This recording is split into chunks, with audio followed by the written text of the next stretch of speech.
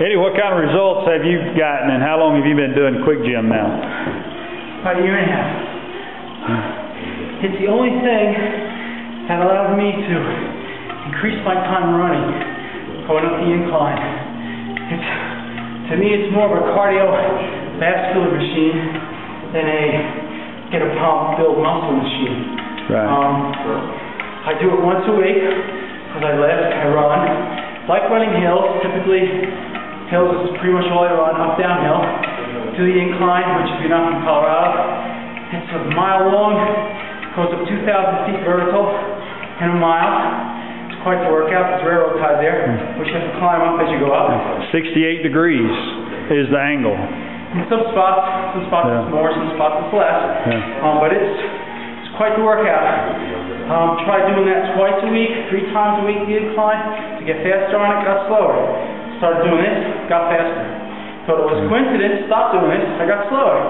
Started doing it again, felt better, got quicker. So I didn't believe in it, didn't believe it did work, to be honest with you. I just kind of did it just to try it. But after doing that, I believe in it 100%. I have a wife and 3 kids, come here, spend 10 minutes, 4 minutes upper, 2-minute reps, 4 minutes lower, 10 minutes. Jump in my car, come here during lunch, do it, knock it out. Gives me a workout as if I would have ran 5 miles, 10 miles, which I do sometimes. I will run a 10-mile run, which to me is actually detrimental. To me, I feel more beat up from it, and I don't get any faster doing anything else doing it. So I really don't see the benefit from that. Short bursts like this, to me, is all benefit. It doesn't beat you up, helps keep my lower back strong. Use a lot of core on this, which most people won't understand, but you can only push forward so far, and you can only pull back so far. The rest has to come from your core. So you work your core, you work your legs. You'd be surprised how you work your forearms doing that. It's quite the workout. And that's the upper. The lower sucks even more. And Ed, if you don't mind me asking, how old are you now? I'm going to be 52 in September. And I know he was 48 when you first tried this. I've been doing it probably a year and a half, 2 years, I'm guessing. And at that time, I think you were running the incline in 26 minutes? 26, which is, like I said, from the very bottom. A lot of people don't start from the bottom. 26 minutes. I actually got 25. Got my best time ever, 23 minutes one time. I'm chasing somebody who's a little faster than me. But it's amazing. I had a friend who I sent here who actually took first place in a race in Alaska running up some mountain, and saw him afterwards. He says this was worse than that run. He says he gets more out of this than you can imagine. That was Sean Erchinger. Because he was amazed by it. It's different.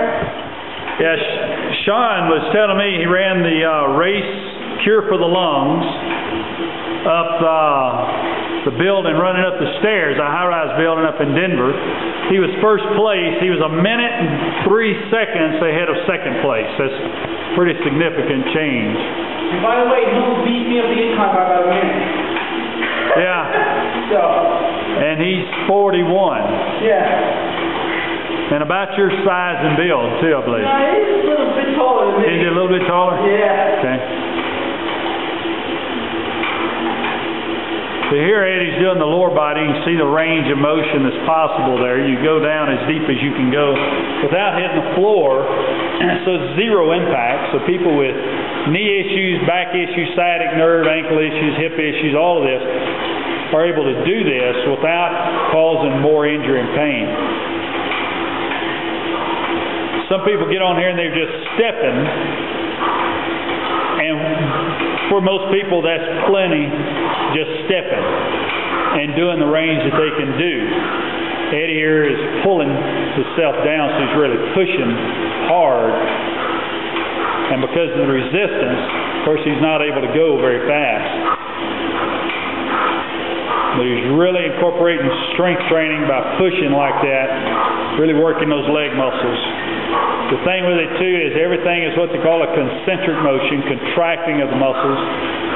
So you don't injure the muscles so much, and as he mentioned earlier, it's not a muscle building, but it's the muscle toning and building density to the muscles, because you have that resistance, but yet it's all contracting of the muscles.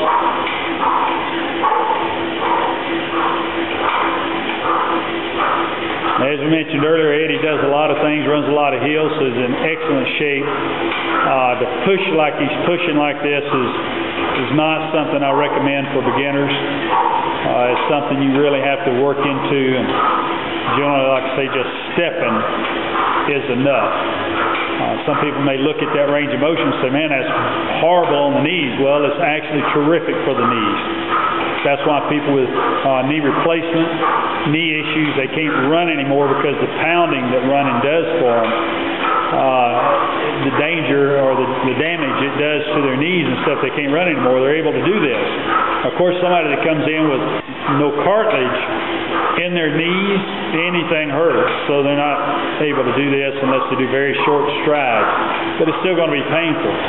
But if you just have bad knees from running and that sort of thing, if you have knee replacements, it's terrific for your knees.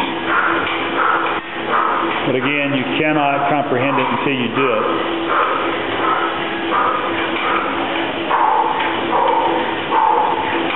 People don't understand how you can get an aerobic in just 4 minutes. Well, it's oxygen consumption is what constitutes an aerobic exercise, not time. Your muscle cells consume the oxygen, so the more muscle cells you employ in the workout, the more oxygen you're going to consume. You employ more muscle cells by range of motion. Walking is less than 4%, and elliptical is less than 9%, jogging and running is somewhere between there. This is 55% of your muscle cells being employed in the workout at 80% range of motion. So just that alone will cause your body to consume more oxygen. You add resistance training in there, and that's going to do more. There he's almost done with his 4 minutes. With that resistance training, your muscle cells are going to consume even more oxygen.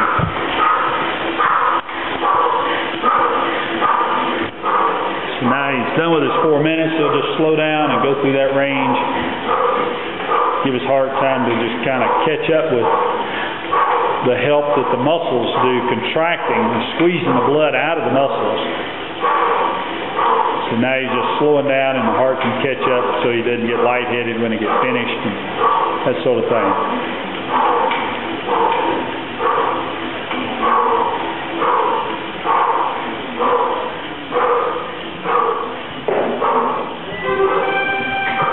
All right. I think that'll be long enough for us today. We appreciate your time, Eddie, and your testimony.